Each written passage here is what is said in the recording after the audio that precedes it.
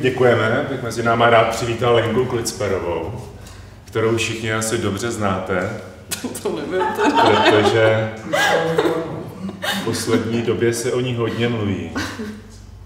Je to žena války. Ne. No každopádně, já jsem si stejně jako spousta lidí tady pokládal docela dlouhou otázku, proč zrovna k filmu Samsara Lenka Klicperová. No to by mě teda taky zajímalo. Já jsem to dlouho nevěděl, ale pak jsem si přečetl, co přesně znamená samsára slovo v sanskrtu. Věčné putování. To znamená, že Lenka právě je taková věčná putovatelka. Poutnice, protože pořád cestuje někam. A říká mi, já se sem vůbec nehodím, protože já na to filozofování moc nejsem. Já mám spíš jako radši konkrétní otázky. Takže první otázku, kterou bych položil v tuhle chvíli, aby nebyla filozofická. Lenko, co myslíš, že bylo první? Klicperová nebo Klicpera? No, to je těžká otázka, teda to, co si nasadil jako těžký kalibr na začátek. Klicpera nebo Klicperová? No tak já se trochu obávám, že jako musím vybočit ze svých feministických sklonů a musím říct, že první byl Klicpera. No tak vzhledem k tomu, že já bydlím na ulici Klicperově, jo, což není náhoda asi pravděpodobně. Tady dneska není nic náhodou. A on to byl dramatik, že jo, Klicpera, to asi víte, spisovatel, dramatik a tak dále. Tak proto je tahleta otázka. Prosím tě, ty asi zhruba tušíš, o čem je samsára, je to vlastně věčné putování, koloběh života, zrodu a smrti a tak dále. Ten koloběh života se odehrává kolem karmy. To asi víš taky, co je, že jo, karma, jako plus minus. Ale nemám s tím osobní zkušenost. A to je krásně, Lenka žije přítomností. Jo, Lenka je opravdu člověk, který si to užívá, je pozitivní, je v těch nejhorších situacích a je naprosto otevřená a spontánní. Mě by zajímalo, Lenko, máš nějaké připoutanosti v životě? Připoutanosti?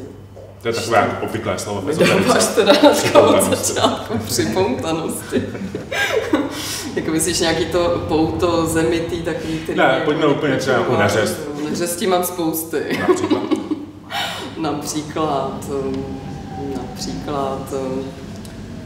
Například ráda jim, ráda piju. Občas si ráda dám tu cigaretu.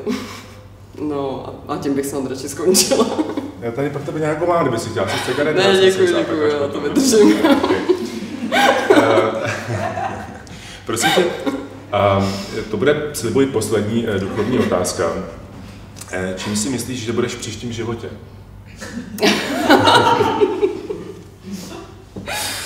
No, čím bych mohla tak být v příštím životě, no tak...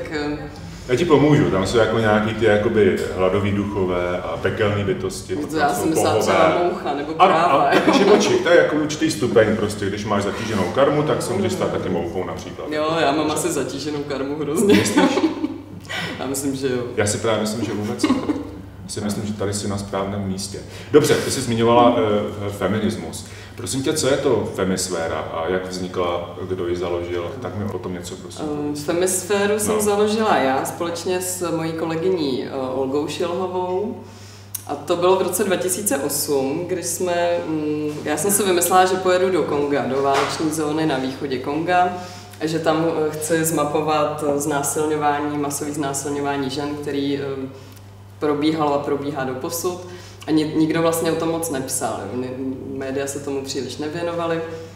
Mě to téma hrozně zaujalo a tak jsem si říkala, že by bylo dobré, abych tam teda odjela, nabrala ty příběhy těch znásilněných žen, kteří to všechno přežili, nafotila jejich portréty a pak tady samozřejmě informovala veřejnost prostřednictvím těch článků a udělala bych třeba výstavu a tak.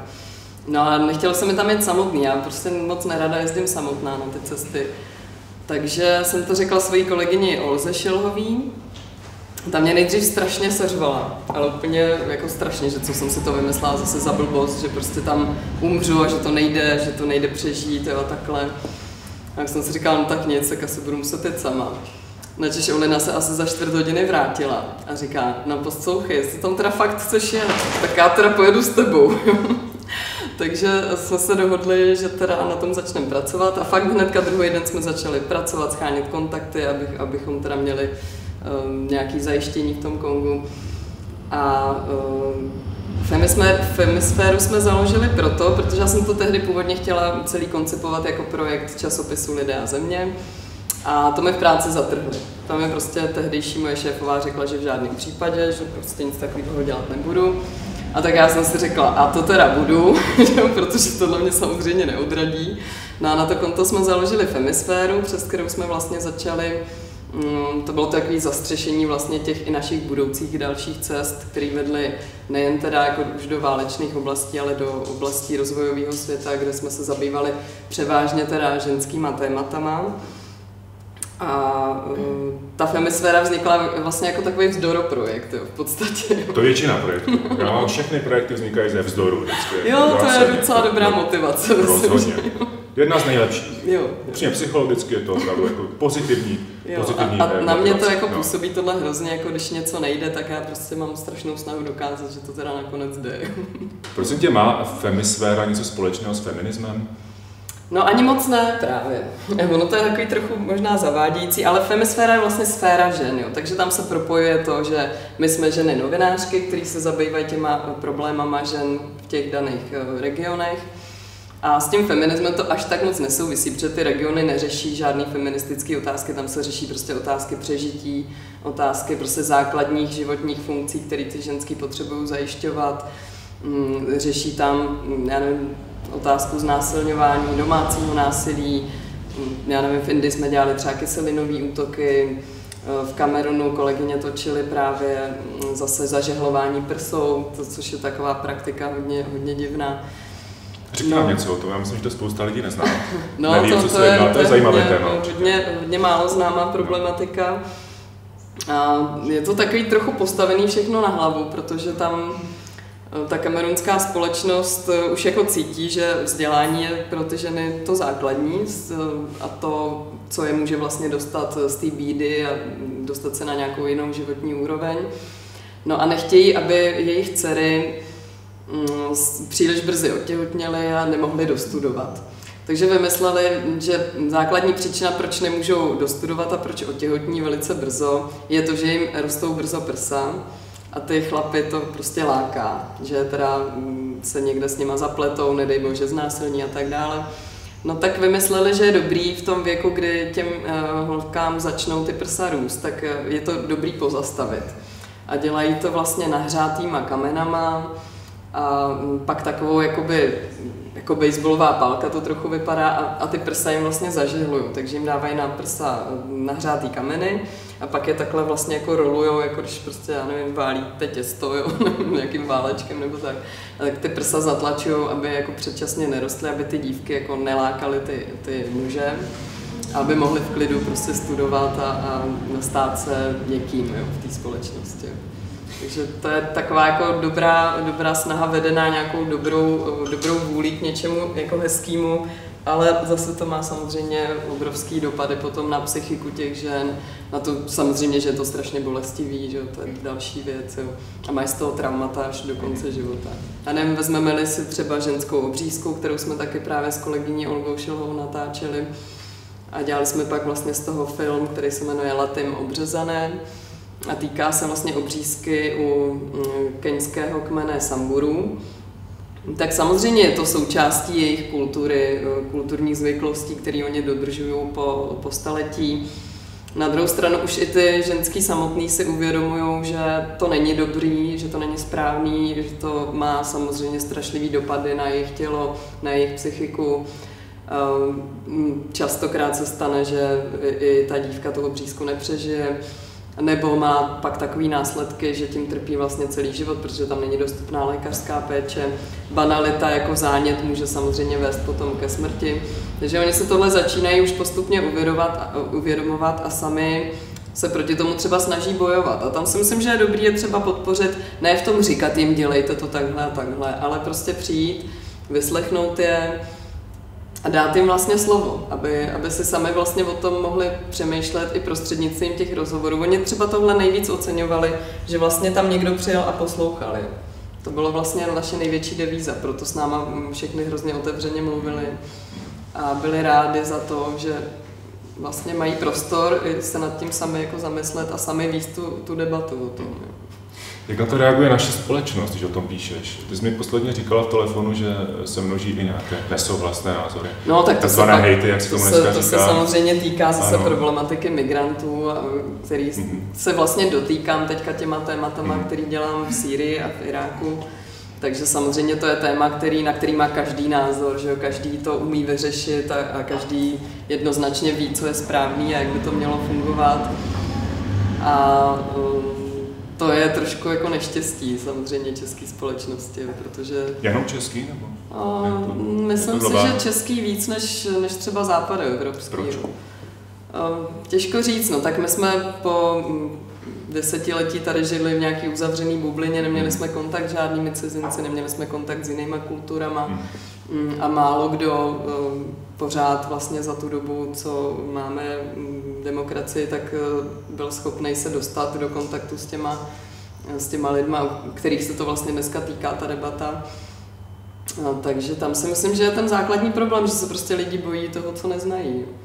A vytváří, a ono to vlastně generuje takový to, co vlastně se dělo v podstatě ve 30. letech v Německu, že jo?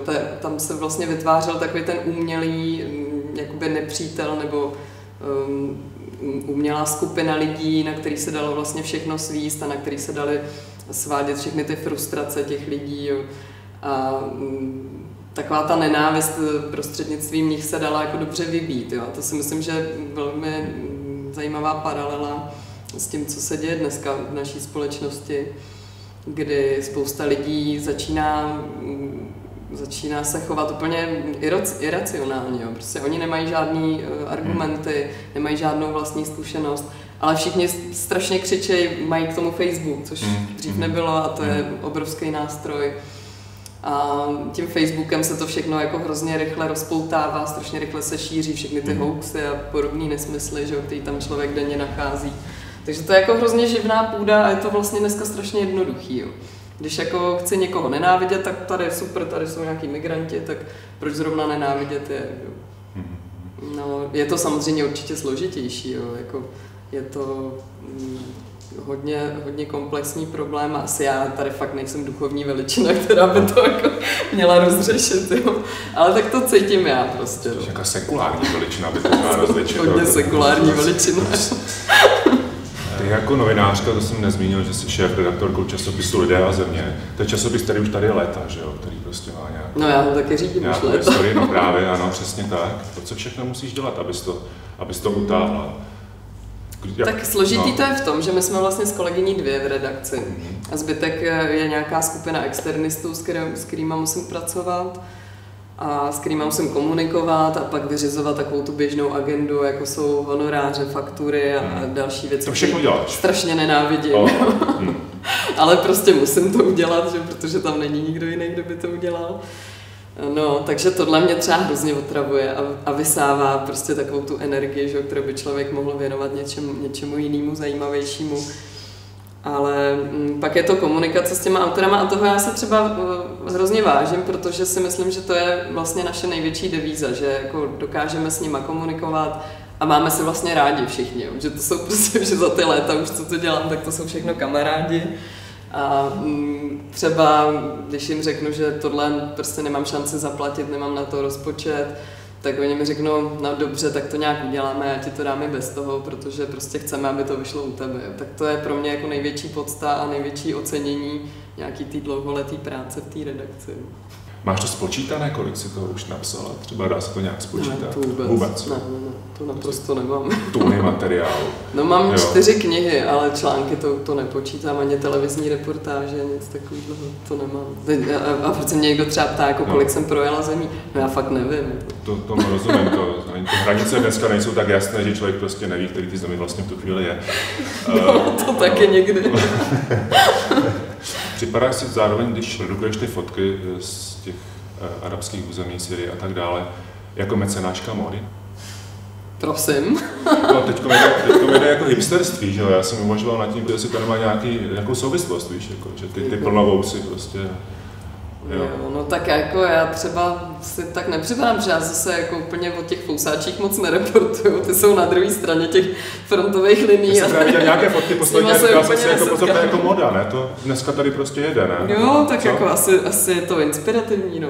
Má to nějakou souvislost možná skrytou? No, teď jsme se zrovna bavili s někým o tom, že v podstatě pro některý typ médií je vlastně islámský stát jako skoro požehnáním, jo. To je prostě sexy téma, jo, který vlastně letí hrozně. A spousta médií se vyžívá v tom, že teda přinášejí zprávy o těch zvrhlostech, že jo, který ty islamisti tam páchají. A myslím si, že pro spoustu médií je to fakt jako docela živná půda, jo, že na tom vlastně nějakým způsobem skoro bych řekla i participují tím, že jim dávají pořád prostor tohleto dostávat do veřejnosti. No je to zajímavý, no, zvláštní.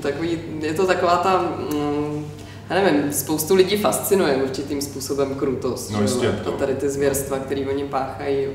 To vidíme na těch filmech, které pouštíme, že? Ty kruťárny prostě a tak dále. No tak má to něco do sebe. Jo. Když jsme u těch kruťáren, kde nacházíš tu motivaci, tu odvahu k tomu, že jezdíš na podobné mise, že děláš intervia s lidma třeba z válečné zóny, že chodíš do frontových linií, že napíšeš knihu o tom, jak ti sviští kulky nad hlavou a musíš prostě pořád se pohybovat neustále tam a zpět, aby tě někdo nějaký snajper náhodou nezasáhl. Nemáš strach? Kde bereš vlastně tu motivaci? Co tě pořád jakoby budí k tomu, aby si znova dál a dál do toho šla? No, tak mě to hlavně baví. Jako kdyby mě to nebavilo, tak to baví nedělám. Prostě, jak už ty kluky tam jako pik prostě. No to ne, ono to jako v tu chvíli zase taková sranda není. To zase. Ale zase, když to jako člověk přežije potom, jo, a má ten takový jako fakt jedinečný zážitek, tak je to strašně zajímavý, jo. Já jsem to vždycky jsem byla zvědavá, jak třeba na tohle budu reagovat, jo. Jestli budu schopná tohle nějakým způsobem prožít, tak abych jako, já nevím, byla schopná udělat tam tu práci pod tou palbou, to znamená nafotit to, nabrat prostě nějaký ten zážitek, protože tam není moc času už dělat rozhovory, teda to moc ne. No. Ale zkrátka jako úplně, když to řeknu natvrdo, tak se tam prostě nepokadit strachy, jo. No. Protože normálně to se stává, jo, běžně, normálně. Že se pokadí strachy někdo. No tak když jde voják většinou do nějaký první bitvy, že jo, která je opravdu už jako o život, tak to ne, že by to bylo pravidlem, to nevím, ale stává se to, jo. A to jsem jako byla zvědavá, jak budu reagovat. Takže je to nějaký adrenalin třeba, jako je to něco v tom smyslu? No je to samozřejmě, jako sport, prostě, je to strašný adrenalin, ne, to opravdu... si myslím, že se nedá vůbec se sportem srovnat, ne, to je jako tady prostě fakt jde o život a už to člověk vlastně ani nestíhá řešit, jo, protože vidí, že je v průšvihu a tam už není prostor na to, jako říkat si, ježiš, teď mám strach, co budu dělat, jo. Tam už prostě jenom jako sedíš, prostě, protože víš, že ti to takhle lítá kolem hlavy, tak sedíš a čekáš, až to dolítá. Pak si řekneš, tyjo, tak dobrý, teď mám, já nevím, chvíli času, abych se přesunula prostě na bobku někam dál, kde prostě to třeba bude lepší. Ale blbý je, když zjistíš, že to tam není lepší, a že to teda pokračuje dál. No. Ale přesto příště jdeš znova, víš, jako to je takový, jako mi to připomíná, když jsem vždycky vozil po skalách, že jsem nadával, když jsem tam lezl, prostě už tam v životě nepůjdu a nakonec jsem se dotkl země prostě a zase jsem na tu skálu lezl. Prostě taky. Je to podobný, jo. No, jako je to směsice všeho možného, je to samozřejmě směs toho adrenalínu určitýho, ale je to takový specifický adrenalin, bych řekla. Není to samý, co sport, není to, já nevím, já jsem třeba neskákala s padákem, jo, tak nevím, jestli se to dá s tím srovnat, jo, ale... A šla by si do toho třeba? Já se toho strašně bojím. Mě padák, jako to je pro mě jako hrozný. Jo. Ale válečná. Mě by museli vykopnout jako z toho letadla. A to, jako, to vím, že bych sama asi jako nedala, nebo nevím, někdo by mě musel strašně vyhocovat. Nebo mě třeba úplně děsí jako ponory, potopit se do nějaký hlubiny, jo, to je pro mě taky jako něco, úplně si říkám, to bych jako v životě nedala, jo, a toho se fakt bojím, jo, strašně. A tady se vlastně člověk dostane do té situace až ve chvíli, kdy se to vždycky se běhne hrozně rychle, jo, takže člověk nemá moc čas o tom přemýšlet a pak už jako tuplem nemá o tom čas přemýšlet a prostě jenom já jsem si tak říkala, no tak tohle nemůžu přežít, no, tak se nedá nic dělat, no, teď už stejně s tím nic nenadělám, jo.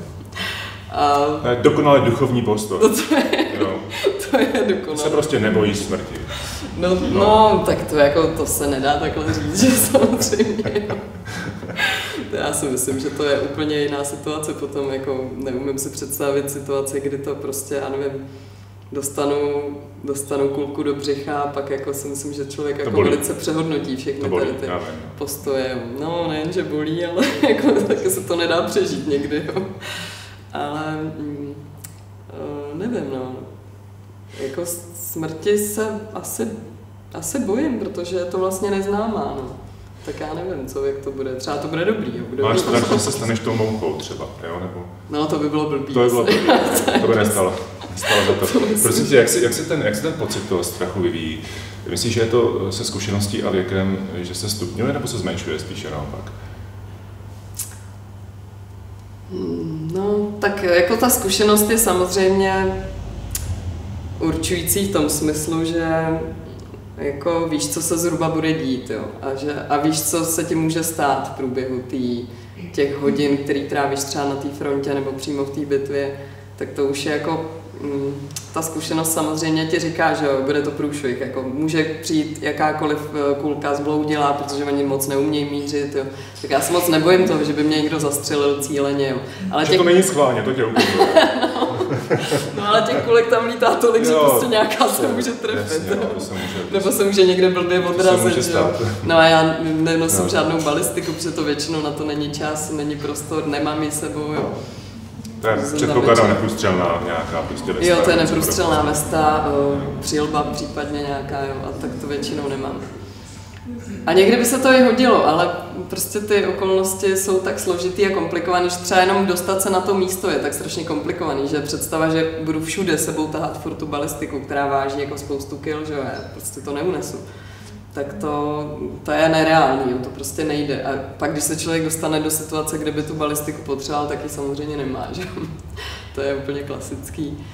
Takže jako je to pak už jenom vlastně otázka trochu i náhody, no, jestli to má člověk napsaný někde v nějakém osudu, že to přežije. Takže máš pořád stejný pocit, když do těch akcí jdeš, nebo má to nějaký vývoj prostě, že víš, jako lidi třeba když stárnou, tak sentimentální, začínají prostě jakoby různě obavy z různých běžných věcí, které předtím nevnímali.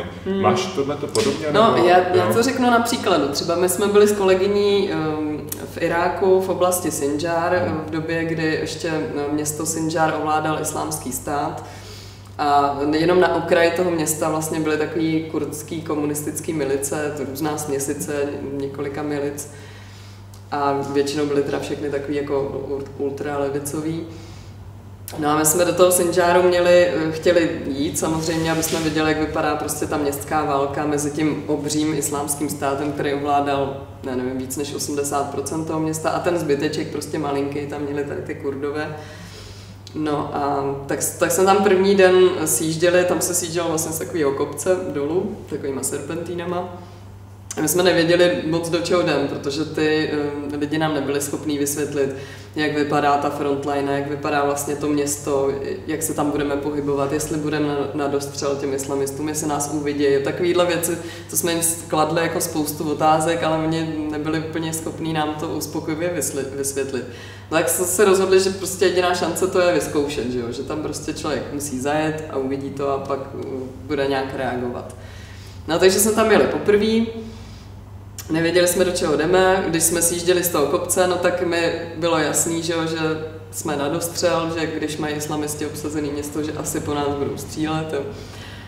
A jeli jsme tam ještě s takovým bláznem, jako naším kamarádem, který miluje boj a je úplně prostě nadšený, nejvíc ho baví, když je tma a lítají ty kulky v těch přestřelkách a on to vypadá jako hezky, on to takový jako ohňostroj. To je roztomilé. Jemu se to moc líbí, jo, takže on je hrozně nadšený. A my jsme mu říkali, hele Muklusi, ale my už jsme na dostřel a jsme tady jediný auto, který jede po téhle silnici a máme bílou Toyotu. Oni po nás asi budou střílet, že jo? A Muklus říkal, no budou, jo? A už se jako těšil, že to teda přijde. Tak a dopadlo to nebo nedopadlo? Tak jsme si říkali, no tak to je jako průser trochu. No nicméně, jako tam už se nedá nic dělat, že to jako nejde vystoupit, jo, tak mohli bychom asi říct, jak my do toho nejdeme a obrátíme se, ale to bychom zase jako celou tu misi vlastně zrušili, zničili a už bychom tam prostě nedojeli nikdy. No jak jsme čekali, co bude, no tak za chvíli samozřejmě vyletěla raketa, že z pozice islamistů, no naštěstí se trefili asi, nevím, 50-100 metrů za auto, takže dobrý. Takže jsme jako profrčeli dál strašně rychle. Muklusovi úplně zářily očička, byl nadšený, jako že už se něco děje. Jo.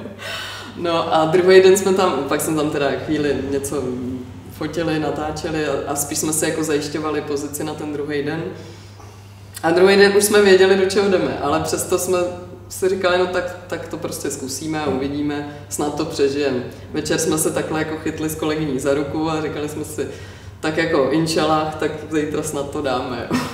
No a druhý den jsme jeli znovu a byli jsme vlastně úplně ve městě, byli jsme asi 50 metrů od pozice islamistů s těma Kurdama. Viděli jsme to všechno na vlastní oči, člověk si konečně teda mohl udělat ten obrázek, vlastně jak to tam vypadá, o co jde. A taky hlavně jako člověk teprve v téhle chvíli docení vlastně tu statečnost těch lidí, jako co oni fakt jsou všechno schopní tam absolvovat a x měsíců, oni jsou třeba na té frontě 3 měsíce bez přerušení.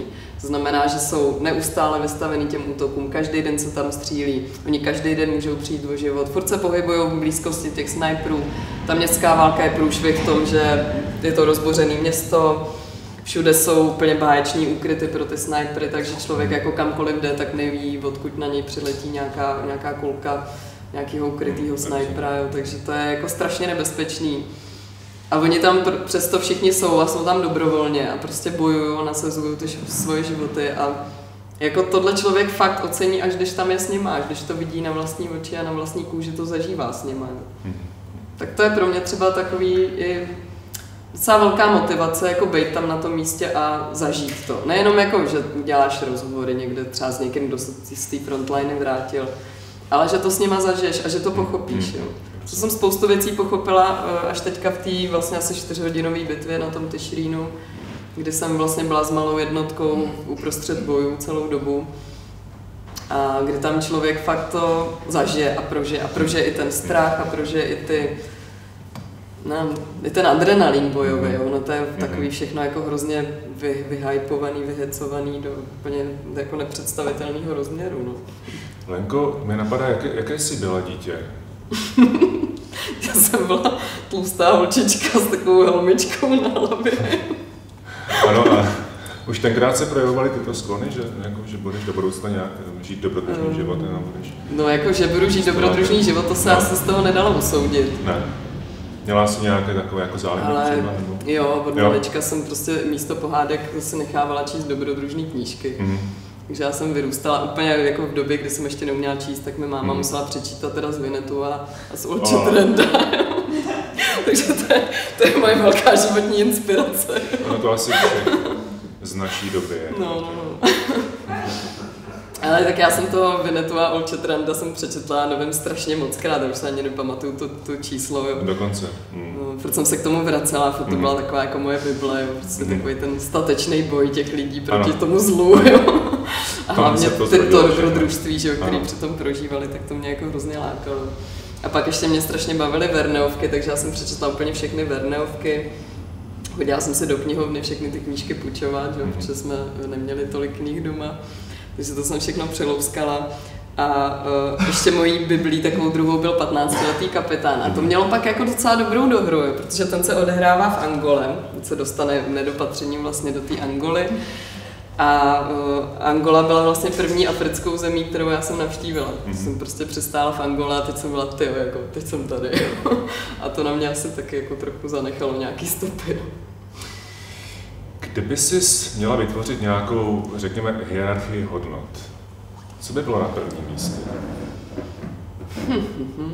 Jako známe takové ty klasický, že prostě ty biologické potřeby, máme tam nějaký prostě pocit bezpečí, láska. Jako jasně, že láska, zdraví, rodina, to jsou takové ty klasické hodnoty, ty samozřejmě jako vyznávám taky. Mě zajímá pocit bezpečí, na kterém třeba by byl místě pro tebe? To asi pro mě zase takovou roli nehraje. Pocit bezpečí, no tak já nevím, no. Tak já třeba na spoustě těch frontline se docela cítím v bezpečí, tam to zase není tak dramatický, jo. Takže tam jezdíš do bezpečí v podstatě. No ne, tak jako, jako když se vyloženě jako nedojde k nějaký přestřelce, tak tam jako jsou na těch pozicích a nic se jako vlastně zásadního neděje, že tam člověk přijede a říká si, no dobrý, to už jsem viděla 100krát, jo. No. Tak tam třeba necítím nějaký jako dramata, jo, když to není opravdu nějaká vyhrocená situace. Ale já nevím, pro mě je třeba hrozně důležitý, abych se jako nemusela stydět sama před sebou.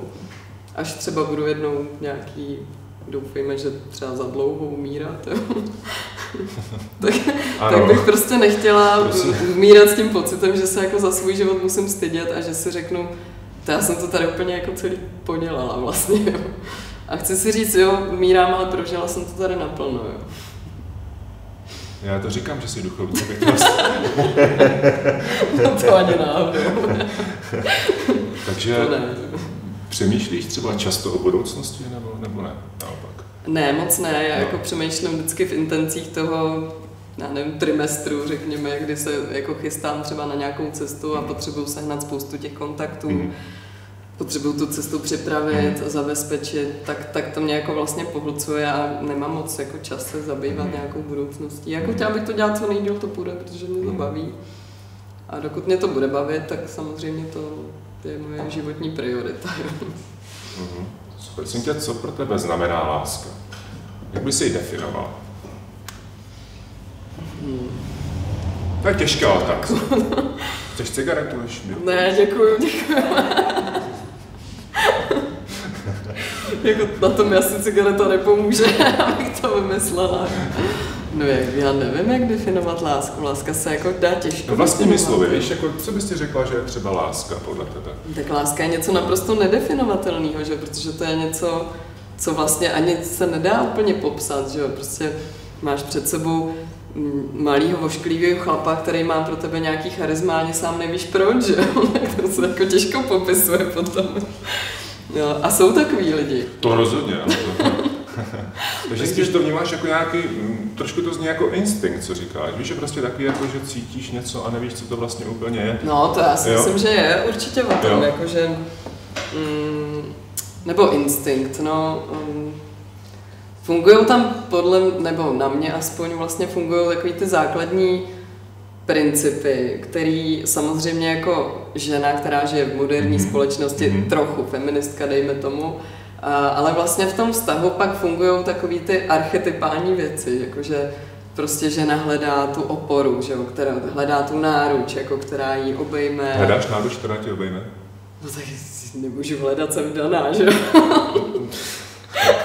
To myslím obecně samozřejmě. To znamená, že jí máš tu náruč a vnímáš. No jasně, no. A je to potřeba a není to vlastně jenom o té náruči. Vlastně i přeneseně ta ženská hledá vlastně někoho, kdo jí nějakým způsobem té společnosti zabezpečí. Že? Pravěku to byl nejsilnější lovec. V dnešní společnosti je to prostě třeba muž, který má peníze. Nebo muž, který je nějakým způsobem zajímavý a může jí být jako v tom životě vlastně prospěšný. Ono to fakt je hrozně jednoduchý vlastně ve svém principu. Ano. Co třeba důvěra a harmonie? No, důvěra a harmonie. No, důvěra. Je potřeba? Myslíš, že to je jako součástí lásky, že se to dá jakoby definovat jako třeba? No tak měla by být součástí lásky důvěra, jo. Ale já si nemyslím, že taková ta úplně absolutní, jo, že to ani nejde, jo, že každý člověk chybuje, každý člověk dělá prostě věci, které třeba potom se za ně stydí nebo nechtěl by je opakovat. A je těžký jako říct si, já teďka budu tomuhle člověku důvěřovat, protože prostě pro mě je úplně absolutně dokonalý. Takhle si myslím, že to nefunguje. Jo. Že jako do jisté míry určitě. Já si myslím, že je důležitý teda v tom životě a v té lásce, když mluvíme o lásce, tak mít nějaký nadhled a třeba umět odpouštět ty chyby, které prostě v tom vztahu děláš jako celý život. A tohle vlastně jako pak buduje ten vztah. Jo. A dělá ho vlastně de facto silnější, i když to není takový to úplně slepý důvěřování, jako já nevím, když dám příklad, jako on mě nikdy nepodvede, protože on mě miluje. Co třeba mnohoženství? Jako jak vnímáš mnohoženství třeba? No tak Já bych v tomhle modelu asi úplně žít nechtěla, ale na druhou stranu, já jsem potkala... Třeba mnohomužství, v tom by si chtěla žít? Ne, já si myslím, že to fakt není jako úplně zdravý, no, nebo jako pro naši kulturu to asi není úplně přijatelný, řekněme, společensky. Ale jako, to je takový tantrický. Co chci ale říct, tantrický nevím. No. Co chci říct, že jsem potkala spoustu ženských ve světě, kterým ten model prostě vyhovuje a oni jsou happy a oni jsou spokojení. A když jsou spokojení, no tak ježišmarja, tak proč jim to brát nějak násilně? Ať si v tom modelu žijou a spousta žen to manželství bere jako povinnost a oni jsou prostě rádi, když mají jako nějakou pomocnici, která ty všechny povinnosti jako jim odebeře, nebo mají jich jenom polovinu, že jo. Já nevím, jestli... Že láska je pro tebe spíše, řekněme, jako přítomnost fyzického partnera, to tomu rozumím. Ne, naopak, jako to je vlastně ten člověk, který je tě tou celoživotní oporou, i když ví, že ty máš všechny ty chyby a i když ví, že ti nemůže třeba úplně na 100% důvěřovat, ale i když ty tu důvěru třeba v tom určitým bodu porušíš, tak jste schopný se přesto nějak přemíst. Jo. To si myslím, že je jako hlavní podstata toho vztahu na celý život. Jo. To je zajímavé. Já jsem totiž četl zrovna jednu knihu, jmenuje se Logoterapie od Viktora Frankla. To je poměrně známý psychiatr, ten pán, který trávil svá nejlepší léta, právě tu 40 generativu v koncentračních táborech. A já jsem tam našel takovou zvláštní definici lásky, která pro mě byla atypická, zvláštní a silná a v tu chvíli dojemná. On říká, že představa té jeho milované ženy ho dokázala držet na nohou a nebylo ani v podstatě důležité, aby v tu chvíli věděl, jestli ještě pořád naživu nebo už není. Jo, ona už tedy naživu nebyla, ale vlastně to, že on si s ní rozmlouval v těch nejtěžších chvílích a že vytvořil vlastně tu duchovní představu toho bytí, tak vlastně nalezl tu pravdu té lásky. A to mě hrozně zaujalo. Já nevím, jestli to není úplně nad moje chápání, jako přízemní velice. Určitě se na to právě proto ptám, protože sám jsem tu definici nikdy nedokázal vytvořit. Já jsem se teda ani o to přímě nepokoušela nikdy, protože vlastně jsem nikdy neměla proč. Tak, já jsem se na to připravil pár zákažných otázek, jako to dělám u každého mého hosta. A ty mi pokud možno na ně odpovídají bez přemýšlení dlouhého, ano? Ráno nebo večer? Večer. Nahoru nebo dolů? Nahoru. Budoucnost nebo minulost? Budoucnost. Štěstí nebo láska? Láska. Muž nebo žena? Muž. Blízký nebo vzdálený? Blízký. Ticho nebo hluk? Asi hluk.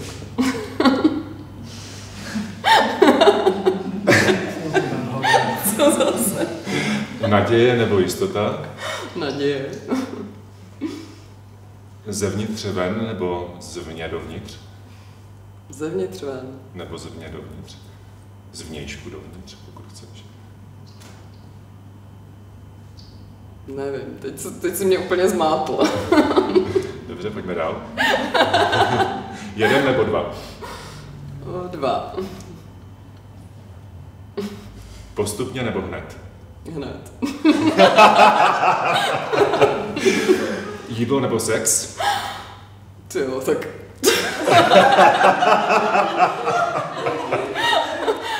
To jako lidi, kteří mě znají, tak se asi zasmějou.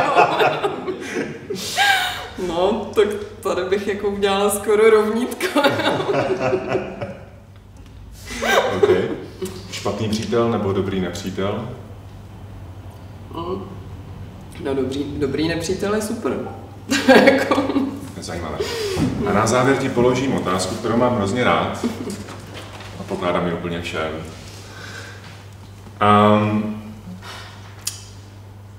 Máš džbán. No. Ano. A ten džbán je prázdný. Ano. A ty ten džbán přesouváš. Mě by zajímalo, jestli podle tebe ten džbán přesouváš společně s tou prázdnotou, která je uvnitř, nebo se přináší jenom ten džbán. Já jsem se teďka ztratila, protože já přemýšlím nad tím, to jsme měli, já když jsem studovala, tak jsem studovala právě filozofii hodně. A byl tam takový jeden můj oblíbený německý filozof, který řešil právě džbánovitost džbánu a podstatu džbánovitosti džbánu a džbánu a podstaty jeho džbánovitosti a podobných věcí. Takže jednoduše, přesouvá se prázdnota ve džbánu společně se džbánem, anebo ta prázdnota obklopuje džbán a ten džbán se přesouvá v rámci té prázdnoty?